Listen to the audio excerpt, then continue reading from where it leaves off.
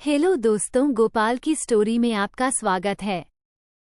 आज हम हरतालिका तीज व्रत का कथा सुनाने वाले हैं। एक बार भगवान शिव ने पार्वती जी को उनके पूर्व जन्म का स्मरण कराने के उद्देश्य से इस व्रत के महात्म्य की कथा कही थी।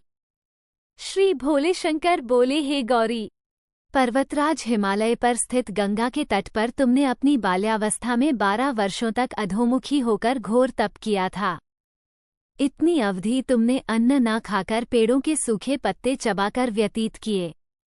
माघ की विकराल शीतलता में तुमने निरंतर जल में प्रवेश करके तप किया। वैशाख की जला देने वाली गर्मी में तुमने पंचाग्नि से शरीर को तपाया। श्रावण की मूसलधार वर्षा में खुले आसमान के नीचे बिना अन्न जल ग्रहण किए समय व्यतीत किया। तुम्हारे पिता तुम्हारी कष्ट साध्य तपस्या को देखकर बड़े दुखी होते थे। उन्हें बड़ा क्लेश होता था। तब एक दिन तुम्हारी तपस्या तथा पिता के क्लेश को देखकर नारद जी तुम्हारे घर पधारे। तुम्हारे पिता ने हृदय से अतिथि सत्कार करके उनके आने का कारण पूछा। नारद जी ने कहा, गिरिराज, मैं भगवान विष्णु के भेजने पर यहाँ उपस्थित हुआ हूँ। आपकी कन्या ने बड़ा कठोर तप किया है। इससे प्रसन्न होकर वे आपकी सुपुत्री से विवाह करना चाहते हैं। इस संदर्भ में आपकी राय जानना चाहता हूँ। नारद जी की बात सुनकर गिरिराज गदगद हो उठे। उनके तो जैसे सारे क्लेश ही दूर हो गए। प्रसन्नचित होकर वे बोले, श्रीमां, यदि स्वयं विष्णु मेरी कन्या का वरण करना चाहते हैं तो भला मुझे क्या आपत्ति हो सकती है। वे तो साक्षात ब्रह्म हैं। हे महर्षि, ये तो हर पिता की इच्छा होती है कि उसकी पुत्री सुख संपदा से युक्त पति के घर की लक्ष्मी बने। पिता की सार्थकता इसी में है कि पति के घर जाकर उसकी पुत्री पिता के घर से अधिक सुखी रहे। तुम्हारे पिता की स्वीकृति पाकर नारद जी विष्णु के पास गए और उनसे तुम्हारे ब्याह के निश्चित होने का समाचार सुनाया। मगर इस विवाह संबंध की बात जब तुम्हारे कान में पड़ी तो तुम्हारे दुख का ठिकाना न रहा। तुम्हारी एक सखी ने तुम्हारी इस मानसिक दशा को समझ लिया और उसने तुमसे उस विक्षिप्तता का कारण जानना चाहा। तब तुमने बताया, मैंने सच्चे हृदय से भगवान शिवशंकर का वरण किया है, किंतु मेरे पिता ने मेरा विवाह विष्णु जी से निश्चित कर दिया। मैं विचित्र धर्म संकट में हूँ। अब क्या करूँ? प्राण छोड़ देने के अतिरिक्त अब कोई भी उपाय शेष नहीं बचा है। तुम्हारी सखी बड़ी ही समझदार और सूझबूझ वाली थी। उसने कहा, सखी, प्राण त्यागने का इसमें कारण ही क्या है? संकट के मौके पर धैर्य से काम लेना चाहिए। नारी के जीवन की सार्थकता इसी में है कि पति रूप में हृदय से जिसे एक बार स्वीकार कर लिया, जीवन पर्यंत उसी से निर्वाह करें। सच्ची आस्था और एकनिष्ठा के समक्ष तो ईश्वर को भी समर्पण करना पड़ता है। मैं तुम्हें घनघोर जंगल में ले चलती हूँ, जो साधना स्थली भी हो और जहाँ तुम्हारे पिता तुम्हें खोज भी न पाएं। वहाँ तुम साधना में लीन हो जाना। मुझे विश्वास है कि ईश्वर अवश्य ही तुम्हारी सहायता करेंगे। तुमने ऐसा ही किया। तुम्हारे पिता तुम्हें घर पर न पाकर बड़े दुखी तथा चिंतित हुए। वे सोचने लगे कि तुम जाने कहाँ चली गई। मैं विष्णु जी से उसका विवाह करने का प्रण कर चुका हूँ।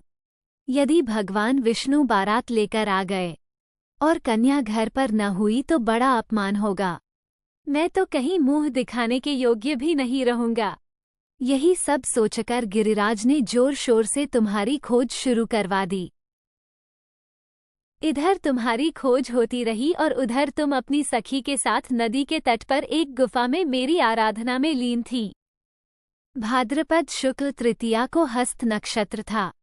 उस दिन तुमने रेत के शिवलिंग का निर्माण करके व्रत किया। रात भर मेरी स्तुति के गीत गाकर जागी।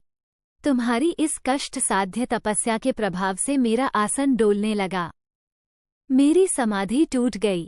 मैं तुरंत तुम्हारे समक्ष जा पहुंचा और तुम्हारी तपस्या से प्रसन्न होकर तुमसे वर मांगने के लिए कहा।